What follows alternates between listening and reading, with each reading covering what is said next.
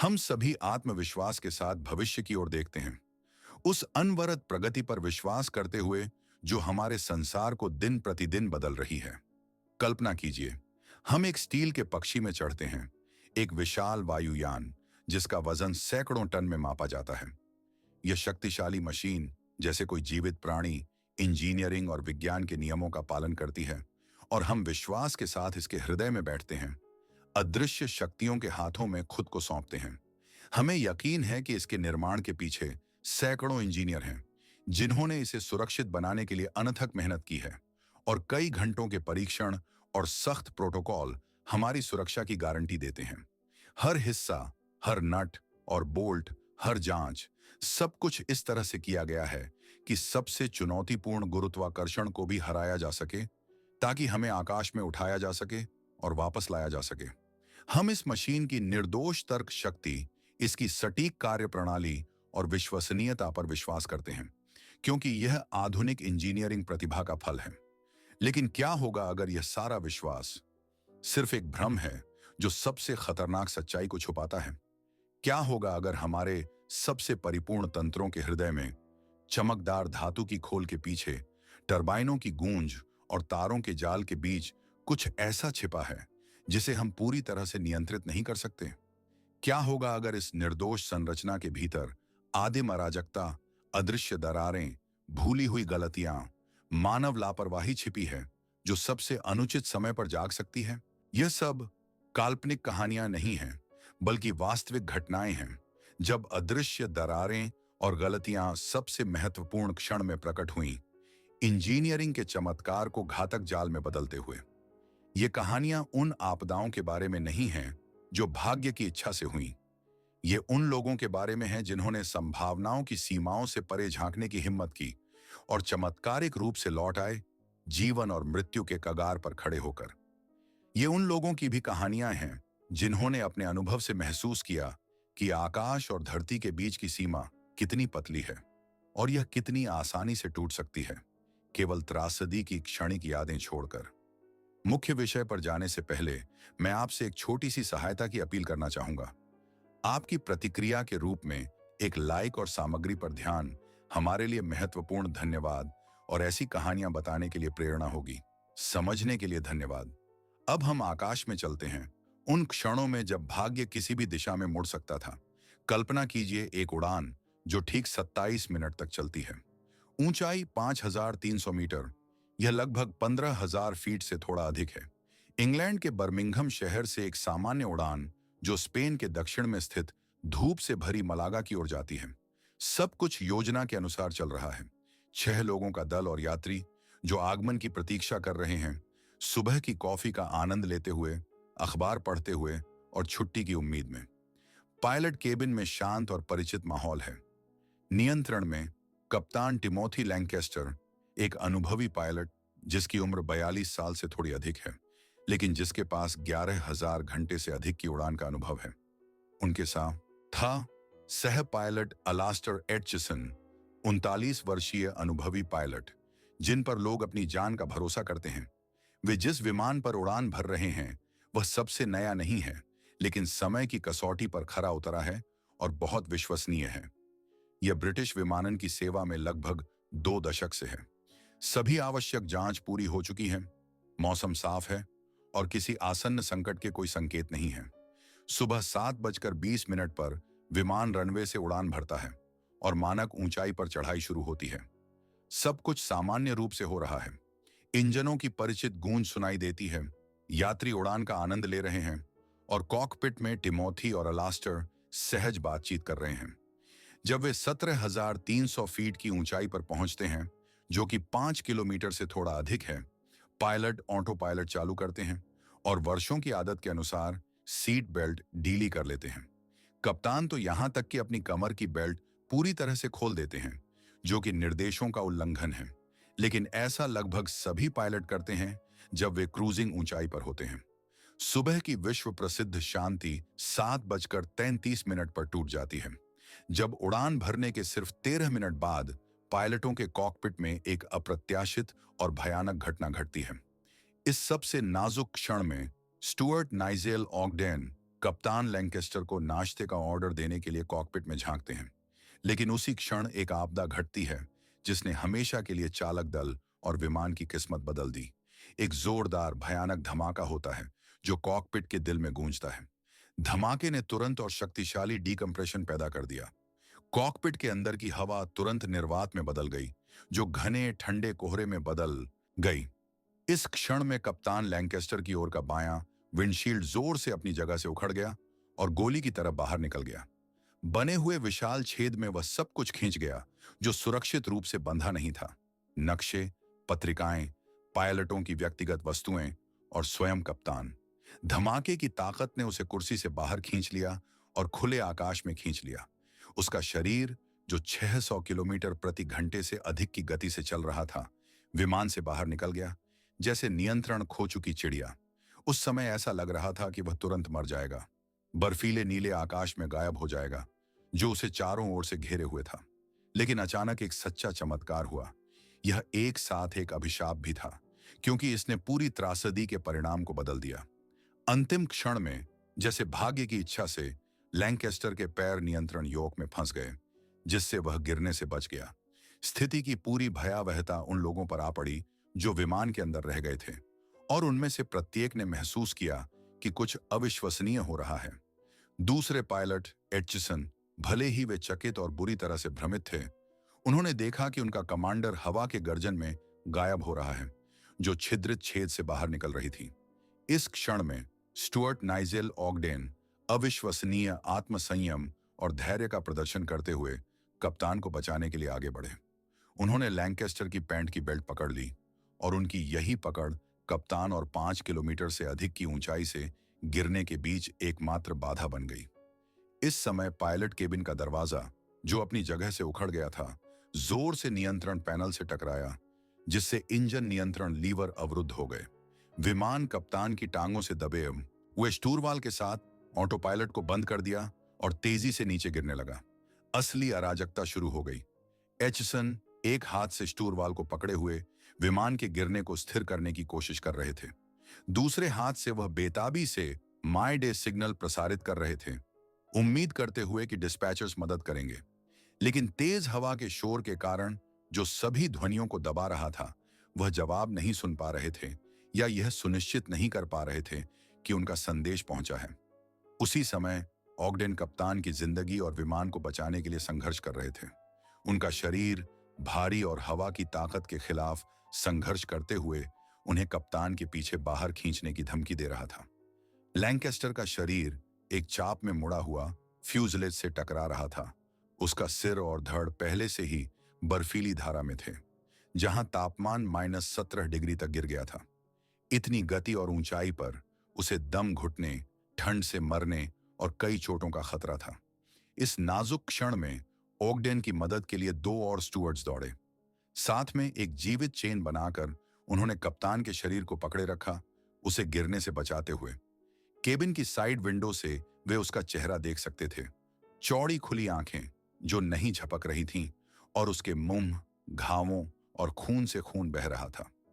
वह निर्जीव लग रहा था, और उनमें से कुछ के मन में यह विचार आया, शायद अब उसे छोड़ देना चाहिए, क्योंकि वह वैसे भी मर चुका है। लेकिन उसके शरीर के लिए संघर्ष जारी रहा, और यह पूरे विमान की किस्मत को खतरे में डाल रहा था। उस भाग्यशाली दिन में सब कुछ योजना के अनुसार चल रहा था, और कोई यह नहीं सोच सकता था कि कुछ घंटों में एक वास्तविक आपदा घटित होगी जो पूरी विश्व विमानन उद्योग के दृष्टिकोण को बदल सकती थी। घटनाओं के केंद्र में थे कप्तान लैंकेस्टर, एक व्यक्ति जिनका साहस हमेशा उन लोगों की याद में रहेगा जो ऊंचाई पर जीवन और सुरक्षा को महत्व देते हैं। वह नहीं जानते थे कि उनका कमांडर जीवित है या नहीं, क्योंकि उस समय पूरी टीम अत्यधिक तनाव की स्थिति में थी और खुद किस्मत अत्यधिक चंचल लग रही थी।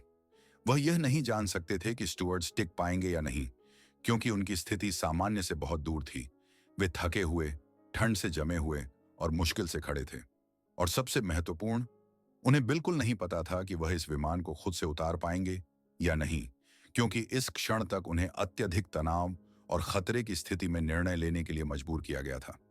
समय, जो अनंत काल की तरह खींच रहा था, किस्मत की अदृश्य ताकत के साथ 35 मिनट की लड़ाई, धीरे धीरे अपने अंत की ओर बढ़ रहा था। और अंततः वह क्षण आया जब एचिसन, एक दृढ़ हाथ और शांत दिल के साथ पायलट, ने साउथहैम्पटन हवाई अड्डे पर एक निर्दोष लैंडिंग की। पूरी टीम थकी हुई और पाले से ढकी हुई ने राहत की सांस ली जब विमान ने चलना बंद कर दिया और रनवे पर रुक गया। लेकिन जैसे ही विमान रुका, बचाव सेवाएं सबसे भयानक परिदृश्यों के लिए तैयार केबिन की ओर दौड़ी, एक भयानक दृश्य देखने की उम्मीद में। उन्हें थके हुए, ठंड से जमे हुए स्टूवर्ड्स ने स्वागत किया, जो अभी भी अपने कमांडर को पैरों से पकड़े हुए थे, किसी भी तरह की उम्मीद को बनाए रखने के लिए किसी भी ताकत को पकड़ने की कोशिश कर रहे थे। बचाव कर्मियों की नजर तुरंत उस शरीर पर पड़ी जो फ्यूजलेज पर स्थिर पड़ा था। यह जीवन के किसी भी संकेत से रहित लग रहा था। उसकी ओर दौड़ते हुए बचाव कर्मियों ने शरीर को निकालने का अभियान शुरू किया, यह मानते हुए कि उनके सामने एक अपूरणीय क्षति थी, क्योंकि उनके अनुमान में यह पहले से ही मृतक था। लेकिन उसी क्षण उनमें से एक ने हल्की सी हरकत देखी और वहां मौजूद हर व्यक्ति का दिल तेजी से धड़कने लगा। यह कप्तान लैंकेस्टर था। उसने धीरे धीरे अपनी आंखें खोलीं और सभी परीक्षाओं के बावजूद उसकी जिंदगी जारी रही। वह बच गया। 5000 मीटर से अधिक की ऊंचाई पर 22 मिनट बिताने के बाद उसे गंभीर ठंड से जमने, दाहिने हाथ की हड्डी टूटने, कलाई और बाएं हाथ की उंगली में चोटें आईं, लेकिन वह फिर भी जीवित रहा। उसका बचाव एक सच्चा चमत्कार बन गया, क्योंकि केवल 5 महीने बाद वह फिर से उड़ान भरने के लिए लौट सका, फिर से कॉकपिट में बैठकर। लेकिन ऐसा अविश्वसनीय घटना कैसे हो सकती थी? यह कैसे हो सकता था कि यह हवाई जहाज, जिसे विशाल दबाव अंतर और चरम परिस्थितियों को सहन करने के लिए बनाया गया था, इस स्थिति में आ गया? ब्रिटिश विमानन दुर्घटना जांच विभाग, जिसे आईआईबी के नाम से जाना जाता है, द्वारा की गई जांच ने एक चौंकाने वाली सच्चाई का खुलासा किया, जिसने पूरी विमानन उद्योग को हिला दिया। यह पता चला कि कारण विमान के संरचनात्मक दोषों में नहीं था, बल्कि एक व्यक्ति और एक छोटे लेकिन महत्वपूर्ण सेट में था। 84 बोल्ट। निर्धारित प्रस्थान से 27 घंटे पहले नियमित तकनीकी रखरखाव के दौरान विमान के बाएं विंडशील्ड को बदला जा रहा था।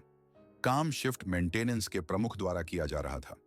उसने सख्त निर्देशों का पालन करने का निर्णय नहीं लिया, बल्कि अपनी समझ पर भरोसा करते हुए स्मृति से काम किया। पुराने शीशे को हटाते समय उसने देखा कि फास्टनिंग बोल्ट जंग लगे हुए थे और उन्हें बदलने का निर्णय लिया। इसके लिए वह गोदाम गया, नए बोल्टों को केवल दृश्य चयन के आधार पर चुना। उसने गलती की। जो बोल्ट उसने लिए थे वे निर्धारित से 600वें मिलीमीटर पतले थे, लेकिन यह सब नहीं था। उसके काम के परिणाम स्वरूप 90 बोल्टों में से जो फास्टनिंग पर लगाए गए थे, 84 2.5 मिलीमीटर छोटे थे। ये छोटे बोल्ट मुश्किल से थ्रेड पर पकड़ बना रहे थे, जिससे वे अत्यधिक अविश्वसनीय हो गए थे। यदि उड़ान 2390 की कहानी मानव त्रुटि के कारण हुई त्रासदी है, तो जो 28 अप्रैल 1988 को प्रशांत महासागर के ऊपर हुआ, वह प्रणालीगत लापरवाही और धातु के विश्वासघात की एक महाकाव्य गाथा है। यह उस समय की कहानी है जब एक पूरा विमान जो स्वर्गीय द्वीपों की ओर जा रहा था, कुछ ही सेकंड में 500 किलोमीटर प्रति घंटे की गति से एक खुली कार में बदल गया, जो खालीपन में दौड़ रहा था। दूर और रहस्यमय हवाई द्वीप समूह, यह वह स्थान था जहां यह छोटा, लगभग 1 घंटे की उड़ान हिलो द्वीप से गोनालू द्वीप के लिए जा रही थी। इस छोटे विमान के केबिन में 89 यात्री और 6 क्रू सदस्य थे, जो सभी की सुरक्षा और आराम सुनिश्चित कर रहे थे। इस प्रकार के विमान के लिए ऐसे छोटे मार्ग लगभग दैनिक दिनचर्या थे। यह मानो द्वीपों के बीच चलने वाली एक बस थी, जो हर दिन कई बार उड़ान भरती और उतरती थी। पायलटों और सेवा दल के लिए यह एक सामान्य बात थी। विमान उस समय केवल 19 साल पुराना था। विमानन उद्योग में यह उम्र पहले से ही महत्वपूर्ण मानी जाती है। यह दर्शाता है कि विमान ने सभी आवश्यक निरीक्षण और तकनीकी जांच पास कर ली थी और इसे उड़ान के लिए तैयार और सुरक्षित माना गया था। कागज पर सब कुछ आदर्श लग रहा था। हालांकि जब एक यात्री विमान पर चढ़ रही थी, उसने अचानक कुछ अजीब देखा। फ्यूजलेज के पास दरवाजे के पास एक दरार दिखाई दी। उसने एक पल के लिए सोचा कि इसका क्या मतलब हो सकता है, और उसने सोचा कि चालक दल शायद पहले से ही स्थिति के बारे में जानता है और आवश्यक कदम उठाएगा। यह छोटी सी बात, यह क्षणिक संदेह भविष्य में त्रासदी की गहन जांच में एक महत्वपूर्ण भूमिका निभाएगा। विमान उड़ान भरता है, सब कुछ योजना के अनुसार चल रहा है। लगभग 7,300 मीटर की ऊंचाई पर जब पायलट कोर्स को समतल कर रहे होते हैं और एयर होस्टेस पेय और सेवा की तैयारी कर रही होती हैं, अचानक कुछ भयानक होता है। केबिन में एक जोरदार धमाका होता है और सब कुछ हिलने लगता है। केबिन के सामने बैठे यात्री देखते हैं कि उनके सामने की छत के बाईं ओर एक छोटा सा छेद दिखाई देता है, मानो किसी ने इसे अंदर से छेदा हो। एक पल में यह छेद बड़ा हो जाता है, एक विशाल छेद में बदल जाता है, जिससे हवा का एक प्रवाह निकलता है। विस्फोटक डीकम्प्रेशन तुरंत विमान से एक बड़ा टुकड़ा उड़ा देता है, जिससे 5.5 मीटर की छत और दीवारें पायलट केबिन से पंखों तक बाहर निकल जाती हैं। प्रथम श्रेणी के यात्रियों के सिर के ऊपर की हर चीज गायब हो जाती है। छत गायब हो जाती है, केवल आकाश और अनंत नीला छोड़कर। केबिन में बैठे लोगों को अचानक हवा के तेज दबाव से सीटों में धकेल दिया जाता है। जो लोग सीट बेल्ट से बंधे थे वे अपनी सीटों पर बने रहते हैं, लेकिन आसपास की वास्तविकता हमेशा के लिए बदल जाती है। उस समय गलियारे में 3 एयर होस्टेस थीं। उनमें से 2, मिशेल होंडू और जेन साटामितु, को अचानक हवा और मलबे के प्रवाह से जमीन पर गिरा दिया जाता है। दोनों को गंभीर चोटें आती हैं, लेकिन इसके बावजूद वे केबिन में रहती हैं और यात्रियों की मदद करने और शांति बनाए रखने की कोशिश करती हैं। तीसरी, सबसे वरिष्ठ एयर होस्टेस 48 वर्षीय क्लारा बेल लेंसिंग को कम भाग्य मिलता है। वह विनाश के केंद्र में थी। एक पल में उसे मानो एक अदृश्य हाथ द्वारा बाहर खींच लिया जाता है, जो प्रशांत महासागर के ऊपर आकाश की ओर जाता है। इस समय पायलट केबिन में कप्तान रॉबर्ट शॉर्नस्टाइमर और सह पायलट मेडेलिन टॉम्किंस एक जोरदार धमाका सुनाई देता है। उन्हें तुरंत पीछे की ओर फेंक दिया जाता है और वे देखते हैं कि उनके चारों ओर इंसुलेशन के टुकड़े और टूटे हुए तार उड़ रहे हैं। खुले आसमान के नीचे खड़े लोग विमान के बचे हुए हिस्से को देखते हैं। तार जो टूटे हुए फ्यूजलेज से बाहर निकल रहे हैं और तंत्र जो अपनी जगह से उखड़ गए हैं। ये दृश्य उनके मन में चिंता और चालक दल और यात्रियों की सुरक्षा के लिए प्रार्थना की भावना उत्पन्न करते हैं। इस बीच पायलट भयानक स्थिति के बावजूद दाबन जमीन से संपर्क स्थापित करने और आपातकालीन लैंडिंग का अनुरोध करने में सफल होते हैं। वे अत्यधिक गति से नीचे उतरते हैं, जो अविश्वसनीय लगती है, क्योंकि ऐसी परिस्थितियों में नियंत्रण करना लगभग असंभव कार्य है। समस्या यह है कि कम गति पर उतरने पर विमान लगभग अनियंत्रित हो जाता है, इसीलिए उन्हें लगभग 300 किलोमीटर प्रति घंटे की गति से लैंडिंग करनी पड़ती है, जो सामान्य मानकों से काफी अधिक है। और जैसे ही लगता है कि इससे बुरा कुछ नहीं हो सकता, एक नई समस्या उत्पन्न होती है। फ्रंट लैंडिंग गियर का संकेतक हरा नहीं होता, जो चिंता पैदा करता है। क्या यह स्थिति से बाहर है, या फिर इतनी उच्च गति पर पेट के बल लैंडिंग करने से आग लग सकती है या संरचना नष्ट हो सकती है? जांच के लिए समय नहीं है और कप्तान निर्णय लेते हैं, किसी भी स्थिति में लैंडिंग करनी है। ये 13 मिनट जो अनंत काल की तरह लग रहे थे, विस्फोट के क्षण से लेकर जमीन पर छूने तक पीड़ा में बीते। विमान सतह को छूता है, उसे हवा के झोंके घुमाने लगते हैं और ऐसा लगता है कि वह पलट जाएगा या टूट जाएगा। हालांकि शॉर्नस्टाइमर के कौशल और दृढ़ता के कारण पायलट विमान को नियंत्रित करने में सफल होते हैं। अंततः जब विमान रुकता है और बचाव सेवाएं उसके पास आती हैं, तो उनकी आंखों के सामने एक अवास्तविक दृश्य होता है। फ्यूजलेज का ऊपरी हिस्सा पूरी तरह से गायब है, जैसे कि उसे सावधानीपूर्वक काट दिया गया हो, और पूरी संरचना एक खुली हुई टिन की कैन की तरह दिखती है। अंदर मलबे और टूटे हुए पैनलों के बीच 15 लोग हैं, जिनमें से 16 को विभिन्न डिग्री की चोटें आई हैं। 8 लोग गंभीर रूप से घायल हैं और दुर्भाग्यवश एक एयर होस्टेस की मृत्यु हो गई। उसका शरीर कभी नहीं मिला, जो इस दुर्घटना की त्रासदी को और बढ़ाता है। इस दुर्घटना के कारण क्या थे जो विमानन इतिहास में अद्वितीय बन गई? राष्ट्रीय परिवहन सुरक्षा बोर्ड द्वारा किए गए जांच में कई समस्याएं उजागर हुईं, जो वर्षों से जमा हो रही थीं। मुख्य कारण धातु की थकान मानी जाती है, लेकिन यह साधारण नहीं थी। अलोहा एयरलाइंस के विमान विशेष अत्यधिक आक्रामक परिस्थितियों में काम कर रहे थे। वे नमकीन और नम समुद्री वातावरण में छोटे उड़ानें करते थे, जहां प्रत्येक उड़ान एक चक्र बनाती थी। डीकम्प्रेशन और उसके बाद का प्रेशराइजेशन। फ्यूजलेज लगातार सांस लेता था, ऊंचाई पर फैलता और लैंडिंग पर सिकुड़ता। 19 वर्षों के संचालन में इस विशेष बोइंग ने लगभग 90,000 ऐसे चक्र पूरे किए थे, जो उसकी संरचना के मानक संकेतकों से दोगुना था। नमक और नमी ने धातु में तीव्र जंग उत्पन्न की और हजारों लोडिंग चक्रों ने पैनल के जोड़ स्थलों पर माइक्रो फ्रैक्चर उत्पन्न किए, विशेष रूप से तथाकथित गोंद जोड़ में। निरीक्षकों को इन नुकसानों का पता लगाना चाहिए था, लेकिन उस समय की मौजूदा रखरखाव कार्यक्रम अपर्याप्त थी। दृश्य निरीक्षण रात में किए जाते थे, जिससे छोटे दरारों का पता लगाना काफी कठिन हो जाता था। परिणाम स्वरूप एयरलाइन ने खर्चों को कम करने की कोशिश में निर्माता बोइंग कंपनी की वृद्ध बेड़े की स्थिति के अधिक गहन नियंत्रण की सिफारिशों को नजरअंदाज कर दिया। परिणाम स्वरूप यात्री द्वारा देखी गई दरार केवल हिमशैल का सिरा थी। पैनल के नीचे जंग और थकान दरारों का एक पूरा जाल छिपा हुआ था, जो किसी भी समय जुड़कर त्रासदी का कारण बन सकता था। यही हुआ लगभग 7,300 मीटर की ऊंचाई पर। दबाव के तहत एक सूक्ष्म दरार तुरंत बिजली की तरह फैल गई और फ्यूजलाज का एक बड़ा टुकड़ा संरचना से बाहर निकल गया। इस प्रकार की घटना ने पूरी विमानन उद्योग के लिए एक चेतावनी संकेत बन गई। इसने संघीय नागरिक उड्डयन प्रशासन को प्रेरित किया।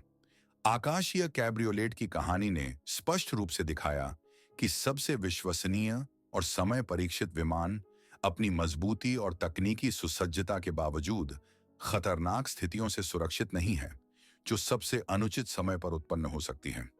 इसने दिखाया कि यहां तक कि एक मशीन जो अनंत काल तक काम करने में सक्षम लगती है, समय के साथ धातु की थकान और क्षय के अधीन होती है, जैसे किसी भी जीवित जीव। यह याद रखना महत्वपूर्ण है कि कोई भी यंत्र, चाहे कितना भी आधुनिक और जटिल क्यों ना हो, संभावित टूटने से सुरक्षित नहीं है और कभी-कभी यह टूटने त्रासदी का कारण बन सकती है, भले ही कोई शक्तिशाली विस्फोट या अन्य स्पष्ट विनाशकारी घटना न हो। कभी-कभी 10 किलोमीटर की ऊंचाई पर मौत का सामना करने के लिए एक जोरदार धमाका या विनाशकारी दुर्घटना की आवश्यकता नहीं होती। एक जोरदार धमाके, अचानक आवाज जो तुरंत दिल की धड़कन को तेज कर देगी, और गंध तीखी और कड़वी, जैसे जलते हुए धातु की गंध, काफी होती है। ऐसा ही एक घटना 8 जून 2019 को डेल्टा एयरलाइंस की उड़ान के दौरान हुई, जो अटलांटा से बाल्टीमोर जा रही थी। इस उड़ान का विमान, ये एक अनुभवी model McDonnell Douglas model MD-88 था, जो पहले से ही कई वर्षों का था और जिसने अपनी सेवा में 148 यात्रियों को ले जाया था, जिन्होंने अपनी जान उस पर भरोसा की थी।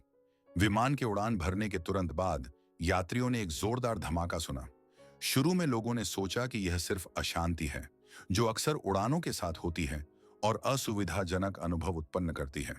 हालांकि बहुत जल्द केबिन में एक तीखी गंध फैल गई।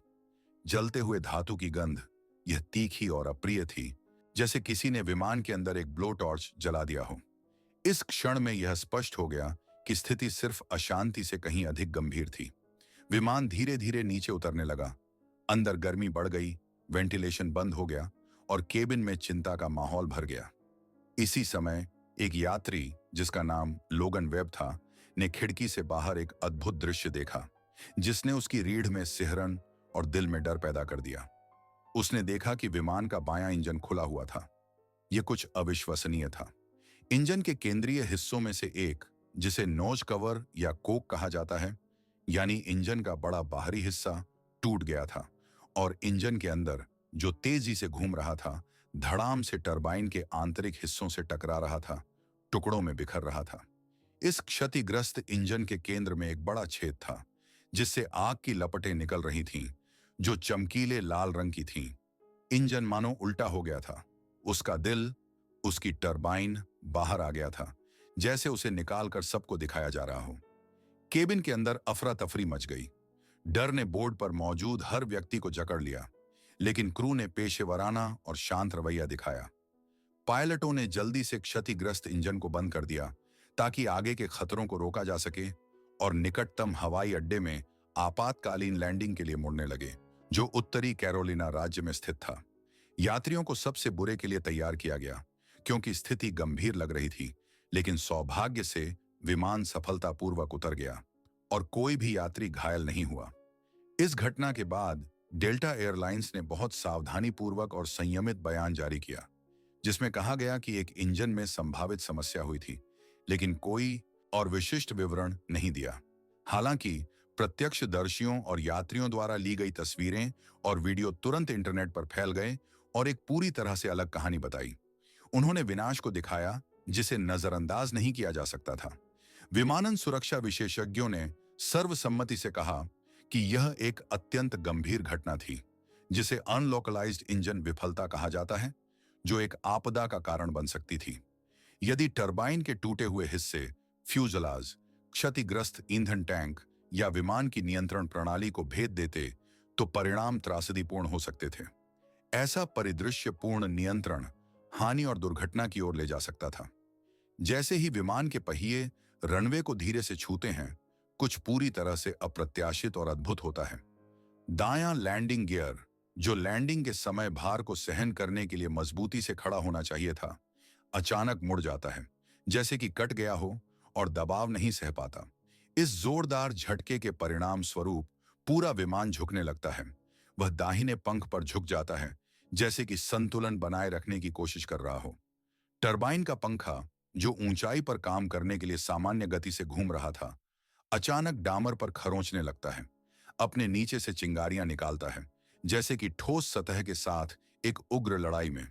इस क्षण में विमान घूमने लगता है, जैसे कि एक क्रोधित बवंडर, और ऐसा लगता है कि वह अब पूरी तरह से नियंत्रण खो देगा।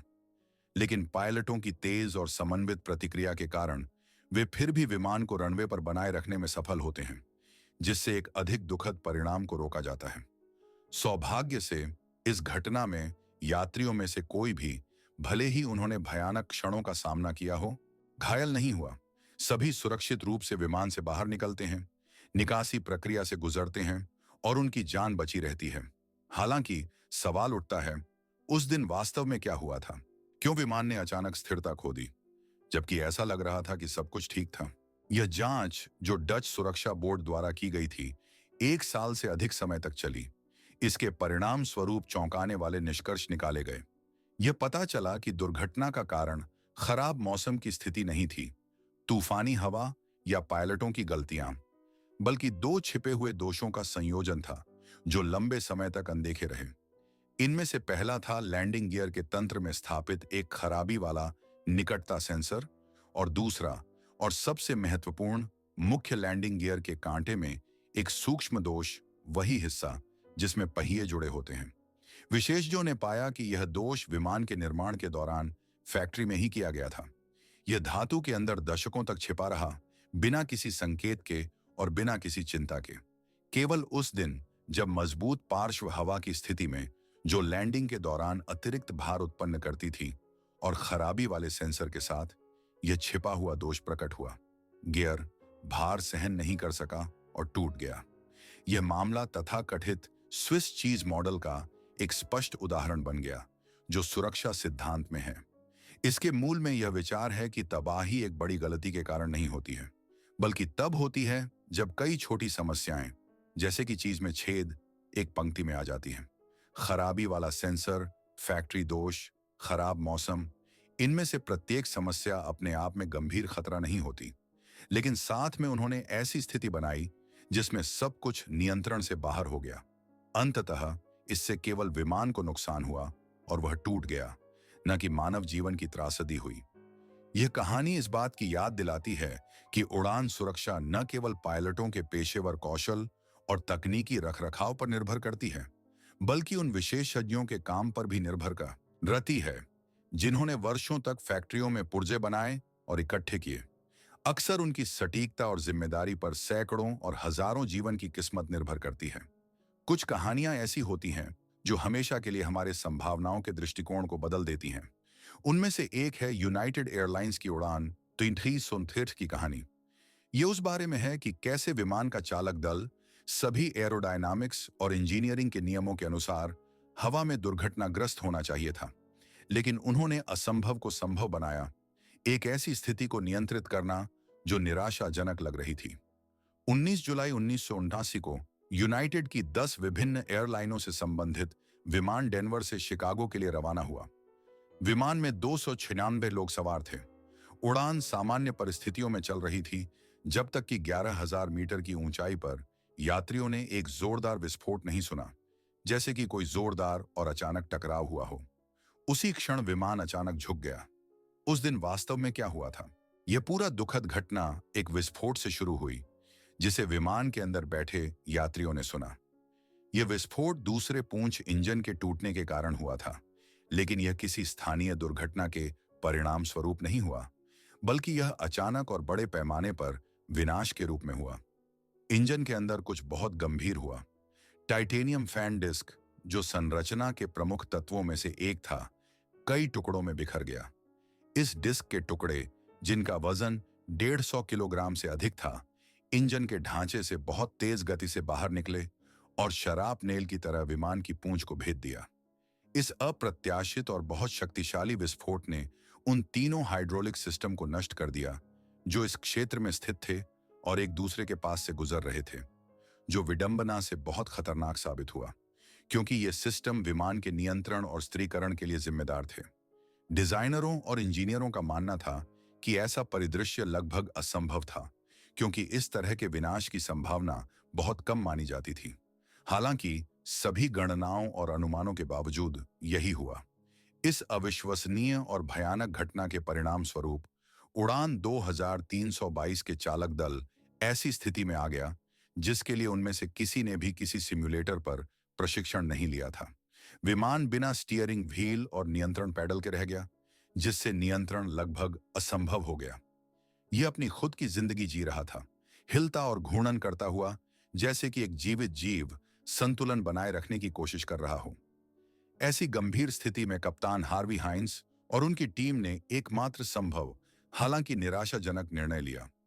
उन्होंने समझा कि उड़ान पर किसी भी तरह से प्रभाव डालने का एकमात्र तरीका था कि वे पंखों के नीचे स्थित बचे हुए 2 इंजनों की थ्रस्ट को नियंत्रित करें।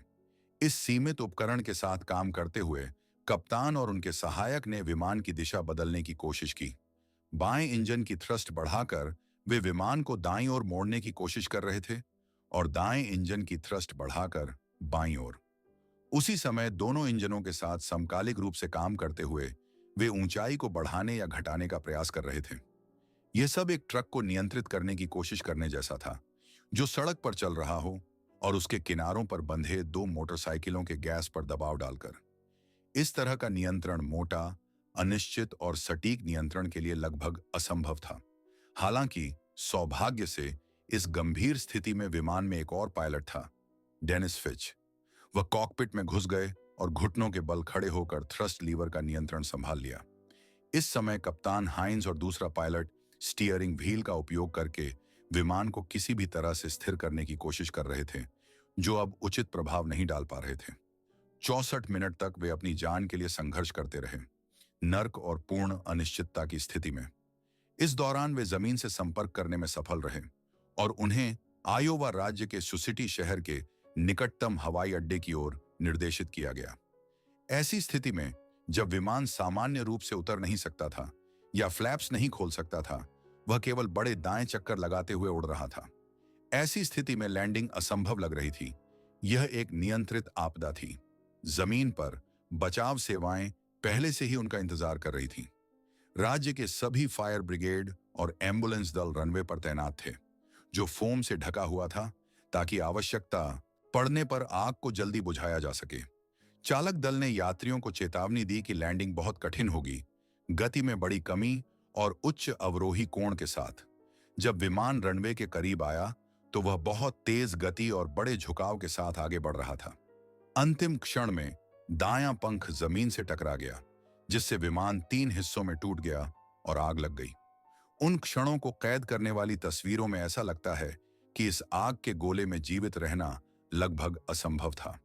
लेकिन एक चमत्कार हुआ। चालक दल की अविश्वसनीय कौशल के कारण, जिसने विमान को अंतिम क्षण तक अधिक या कम क्षैतिज स्थिति में बनाए रखा, और बचाव सेवाओं के समन्वित प्रयासों के कारण स्थिति को बचा लिया गया।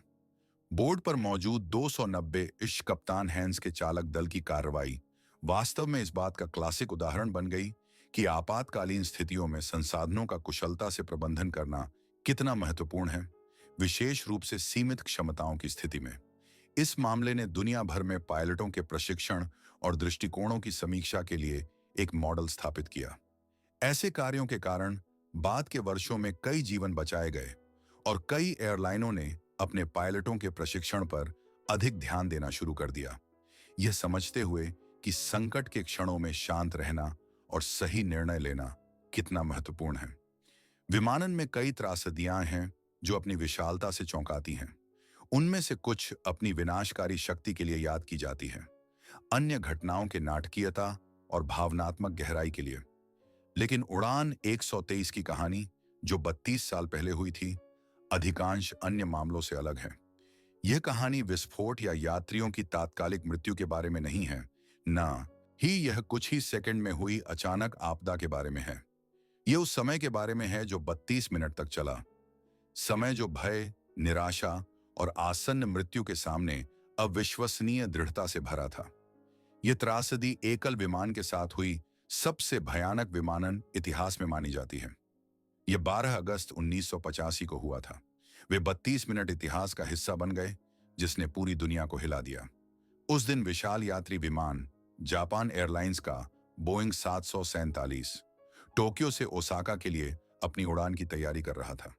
बोर्ड पर 524 लोग थे, जिनमें 509 यात्री और 15 चालक दल के सदस्य शामिल थे। समय विशेष था। इन दिनों ओबोन त्योहार मनाया जा रहा था, जब जापानी लोग अपने पूर्वजों को सम्मान देने और अपनी जड़ों को याद करने के लिए अपने पैतृक शहरों की ओर जाते थे। विमान पूरी तरह से यात्रियों से भरा हुआ था, जो या तो घर जा रहे थे या यात्रा पर थे, और सब कुछ उड़ान भरने के लिए तैयार था। उड़ान भरने के 12 मिनट बाद 7,300 मीटर की ऊंचाई पर एक जोरदार विस्फोट हुआ। इस विस्फोट ने पूरे विमान को हिला दिया और विनाशकारी परिणाम उत्पन्न किए। विमान के पिछले हिस्से में ऊर्ध्वाधर स्टेबलाइजर, एक विशाल कील जो दिशा की स्थिरता के लिए जिम्मेदार थी, टूट गया। यह तत्व इतना महत्वपूर्ण था कि इसके बिना विमान का नियंत्रण लगभग असंभव हो गया। उसी क्षण खतरनाक डिकम्प्रेशन शुरू हो गया। केबिन का दबाव तेजी से गिरने लगा। कप्तान मसामी ताकामा और उनके सहयोगियों से मिलकर बना दल चेतावनी संकेत सुन रहा था और देख रहा था कि केबिन का दबाव गिर रहा है, जो आसन्न आपदा का संकेत था। सबसे भयानक बात यह थी कि पायलटों को समझ में आ गया कि विमान अब उनके नियंत्रण में नहीं है। पिछले हिस्से में हुए विस्फोट ने चारों हाइड्रोलिक सिस्टम को नष्ट कर दिया, जो विमान के नियंत्रण के लिए जिम्मेदार थे। छोटे विमानों के विपरीत, जैसे कि DC-10, जिनके मुख्य इंजन पंखों के नीचे स्थित होते हैं और हाइड्रोलिक सिस्टम के नुकसान के बावजूद किसी तरह से विमान को नियंत्रित करने की अनुमति देते हैं, बोइंग 747 के सभी 4 इंजन पंखों के नीचे स्थित थे। इसका मतलब था कि विमान को नियंत्रित करना लगभग असंभव हो गया था, क्योंकि इंजन की शक्ति हाइड्रोलिक सिस्टम के नुकसान की भरपाई नहीं कर सकती थी। परिणाम स्वरूप विमान तथाकथित फुगोइड ऑसिलेशन में झूलने लगा। वह कभी ऊंचाई प्राप्त करता, कभी तेजी से गिरता, जैसे साइनसॉइड, हर आंदोलन के साथ टूटने का जोखिम उठाता। पायलट हर सेकंड के लिए संघर्ष कर रहे थे, असाधारण कौशल और साहस दिखा रहे थे।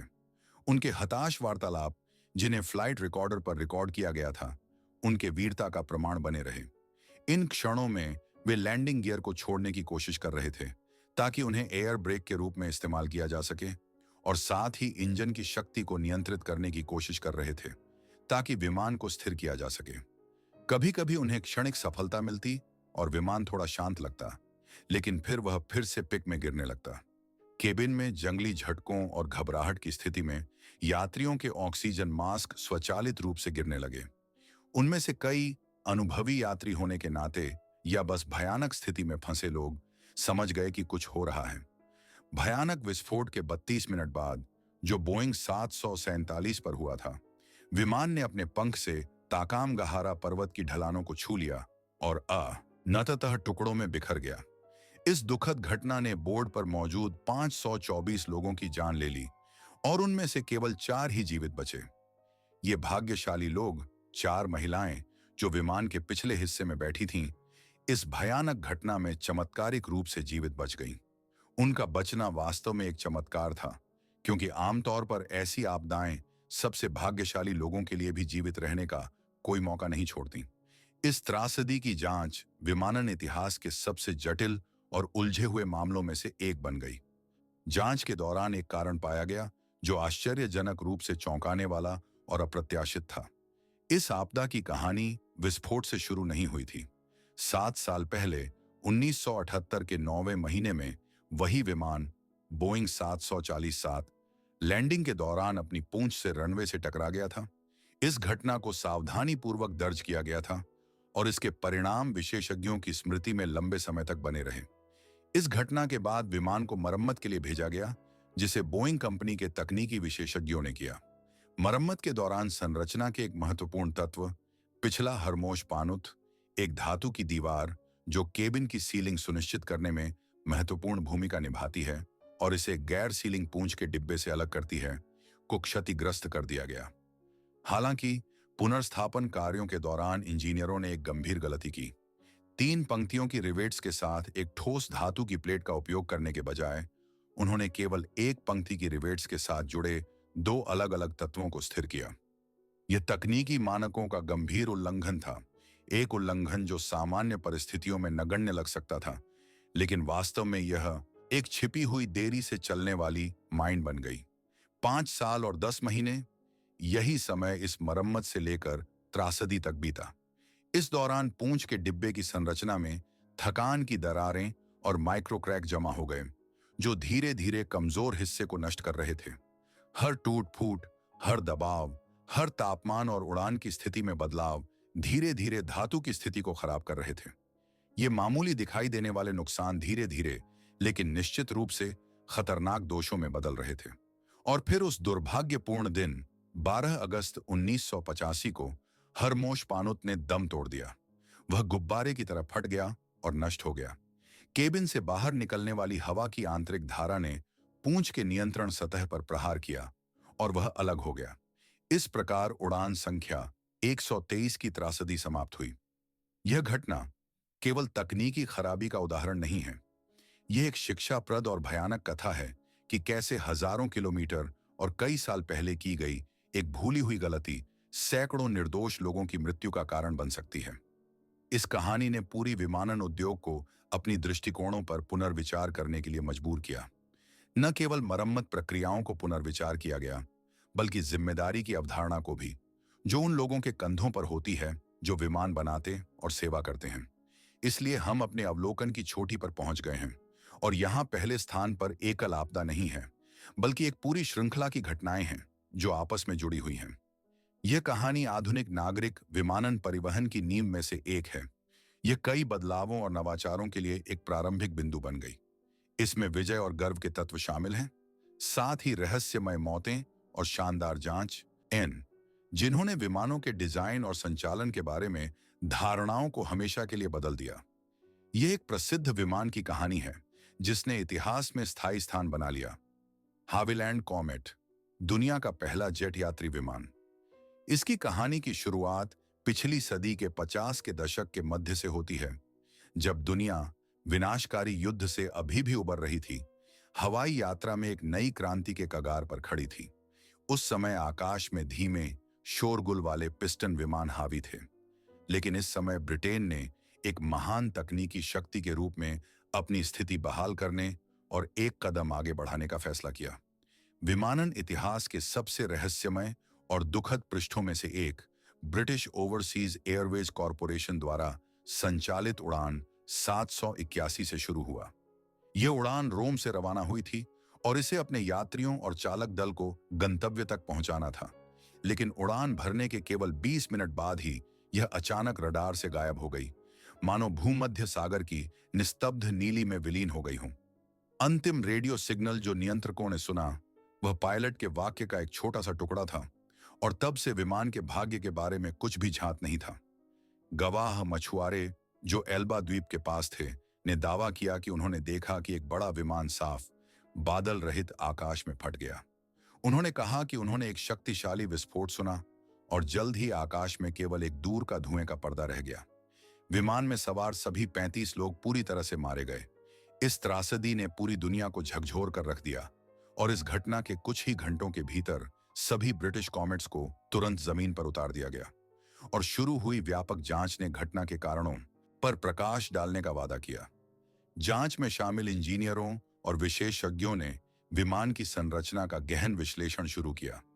कई महीनों तक उन्होंने इसके तकनीकी उपकरण में 50 से अधिक विभिन्न बदलाव किए, संभावित दोषों को दूर करने की उम्मीद में। कार्यों की सफलतापूर्वक समाप्ति के बाद लगभग 2 महीने बाद उड़ानों को फिर से अनुमति दी गई और विमान फिर से आकाश में उड़ने लगे। लेकिन भाग्य ने क्रूरता से काम किया। केवल 2 महीने बाद अप्रैल 1954 में एक नई त्रासदी हुई। इस बार दक्षिण अफ्रीकी एयरवेज की उड़ान 2112 जो रोम से रवाना हुई थी, पहले की तरह अचानक गायब हो गई। यह उसी क्षेत्र में भूमध्य सागर के ऊपर गायब हो गया जहां हाल ही में पहला विमान गायब हुआ था। और फिर से आकाश साफ था और फिर से कोई स्पष्टीकरण नहीं था। यात्रियों और चालक दल के सदस्यों में से कोई भी जीवित नहीं बचा। इस बार 21 लोग मारे गए और यह स्पष्ट हो गया कि यह कोई संयोग नहीं था, बल्कि कुछ अधिक भयावह और अपरिहार्य था। इस त्रासदी की श्रृंखला ने पूरी दुनिया में अभूतपूर्व झटका और सदमा पैदा कर दिया। इतिहास का पहला जेट यात्री विमान, जिसे प्रगति और गति का प्रतीक बनना था, एक श्रृंखलाबद्ध हत्यारा बन गया। इन घटनाओं के परिणाम स्वरूप कॉमेट उड़ानों को पूरी तरह से और बिना शर्त समाप्त कर दिया गया। अधिकारी और विशेषज्ञ मुख्य प्रश्न का उत्तर खोजने लगे। ऐसी आपदाओं का कारण क्या था? ब्रिटेन के प्रधानमंत्री विंस्टन चर्चिल ने व्यक्तिगत रूप से आदेश दिया, किसी भी कीमत पर सत्य का पता लगाएं। नागरिक उड्डयन के इतिहास में सबसे व्यापक और उत्कृष्ट तकनीकी जांचों में से एक शुरू हुई। ब्रिटिश रॉयल नेवी ने असाधारण रूप से कठिन कार्य को अपने ऊपर लिया। पहले दुर्घटनाग्रस्त विमान के मलबे को भूमध्य सागर की गहराई से उठाना। कई हफ्तों तक विशेषज्ञों ने अभूतपूर्व ऑपरेशन को अंजाम दिया, जिसमें लाइनर के टुकड़ों की खोज और उन्हें उठाने का काम किया गया, ताकि उन्हें प्रयोगशाला की स्थितियों में अध्ययन किया जा सके और त्रासदी के कारणों को समझा जा सके। इसी समय इंग्लैंड में प्रसिद्ध फार्नबरो संस्थान में एक विशाल जल टैंक का निर्माण किया गया। इस विशाल टैंक के अंदर उसी मॉडल के दूसरे विमान का पूरा फ्यूजलेज रखा गया, कॉमेट। इसके बाद वास्तविक उड़ानों की स्थितियों को पूर्ण उत्पन्न करने के उद्देश्य से एक श्रृंखला अनुकरण उड़ानों की शुरुआत हुई। टैंक को पानी से भरा गया, जिससे बाहर से दबाव बनाया गया और फ्यूजलेज के अंदर हवा का दबाव बढ़ाया गया। उच्च उड़ान और अत्यधिक ऊंचाई की स्थितियों का अनुकरण किया गया। कई हफ्तों तक दिन प्रतिदिन इंजीनियरों और वैज्ञानिकों ने हजारों घंटे के परीक्षण किए, जिससे स्थितियों को वास्तविकता के करीब लाया गया। चक्र दर चक्र, प्रयोग दर प्रयोग, उन्होंने उड़ानों को सावधानीपूर्वक मॉडल किया, ये समझने के लिए कि वास्तव में क्या विनाश का कारण बनता है। और अंततः लगभग 3.5 चक्रों के बाद वह हुआ जिसकी सभी को उम्मीद थी। सबसे महत्वपूर्ण क्षण में अचानक फ्यूजलेज की धातु की परत फट गई। पहले जेट यात्री विमान की कहानी ये एक दुखद और शिक्षाप्रद गाथा है कि कैसे मानव की नई क्षेत्र में पहले बनन एक ही आकांक्षा और तकनीकी घमंड अंधा कर सकते हैं और त्रासदीपूर्ण परिणामों की ओर ले जा सकते हैं। उन वर्षों में ब्रिटेन, जो विमानन उद्योग में अग्रणी था, ऐसी स्थिति में आ गया जब वह जेट विमान बनाने की दौड़ में अपने प्रतिस्पर्धियों से आगे नहीं निकल सका। परिणाम स्वरूप देश ने इस क्रांतिकारी क्षेत्र में अग्रणी बनने का मौका खो दिया और अपने प्रतिद्वंद्वियों अमेरिकियों को पीछे छोड़ दिया। अमेरिकियों ने ब्रिटिश इंजीनियरों के कड़वे अनुभव से सबक लिया और अपना खुद का जेट लाइनर बनाया, प्रसिद्ध बोइंग 707, जिसमें असामान्य, पहली नजर में, खिड़कियों का आकार था। अंडाकार खिड़कियां जो नई हवाई परिवहन युग का प्रतीक बन गई। यह विमान वास्तव में आकाश का राजा बन गया, जिसने दुनिया भर के लाखों लोगों के लिए तेज, अधिक आरामदायक और अधिक सुरक्षित उड़ानों का मार्ग खोला। लेकिन इस तकनीकी क्रांति के दौरान दी गई बलिदान व्यर्थ नहीं गए। उनकी दुखद नियति ने सुरक्षा मानकों को बढ़ाने और विमान डिजाइनिंग के दृष्टिकोणों को पुनः विचार करने में महत्वपूर्ण भूमिका निभाई। पहले जेट लाइनरों की मृत्यु ने इंजीनियरों को एक महत्वपूर्ण सत्य समझने पर मजबूर किया। आकाश में कोई छोटी चीजें नहीं होती। यही वह पहली नजर में मामूली लगने वाली बात है, जैसे कि खिड़की की आकृति, जो यात्रियों की सुरक्षा सुनिश्चित करने में महत्वपूर्ण कारक बन सकती है। कभी कभी सैकड़ों लोगों की किस्मत सबसे साधारण और अदृश्य चीज पर निर्भर हो सकती है, खिड़की की आकृति या पुर्जों की संरचना। इन त्रासदियों के बाद यह स्पष्ट हो गया कि डिजाइन के सबसे छोटे पहलुओं पर भी विशेष ध्यान देना आवश्यक है, क्योंकि यही वे हो सकते हैं जो संकट के समय निर्णायक साबित हों। इसके बाद हम उस तकनीकी दुनिया को कैसे देखें जिसे हमने बनाया है। हम इसे केवल उपलब्धियों पर गर्व के साथ नहीं, बल्कि विवेकपूर्ण सतर्कता के साथ कैसे देख सकते हैं, यह पूछते हुए कि हमारे डिजाइनों में और कौन से छिपे हुए दोष हो सकते हैं। हमारे शानदार लेकिन बहुत नाजुक दुनिया की नींव में कौन से और अदृश्य खामियां हैं जो हमारे अज्ञान, जल्दबाजी या अनदेखी के कारण उत्पन्न हुई हैं। ये प्रश्न आज भी प्रासंगिक हैं। वे हमें याद दिलाते हैं कि प्रगति को हमेशा विवरणों पर ध्यान देने और नई ऊंचाइयों की ओर बढ़ते हुए हर निर्णय के लिए जिम्मेदारी की आवश्यकता होती है। हम दिल से उन सभी का धन्यवाद करना चाहते हैं जिन्होंने इस एपिसोड को अंत तक देखा। आपका समर्थन, आपके लाइक और सब्सक्रिप्शन हमारे लिए बहुत महत्वपूर्ण है, क्योंकि इन्हीं की बदौलत हम नए सामग्री का निर्माण जारी रख सकते हैं। नवीनतम समाचारों से हमेशा अपडेट रहने और हमारे नए वीडियो को मिस न करने के लिए घंटी को दबाना न भूलें। आपकी सतर्कता और रुचि हमें बढ़ने और विकसित होने में मदद करती है, और यह कहानी आपके लिए यह याद दिलाने वाली बने कि तकनीक में, जैसे कि जीवन में, केवल उपलब्धियां ही नहीं, बल्कि हर छोटी चीज के लिए जिम्मेदारी भी बहुत महत्वपूर्ण है, जो बहुत बड़ा महत्व रख सकती है।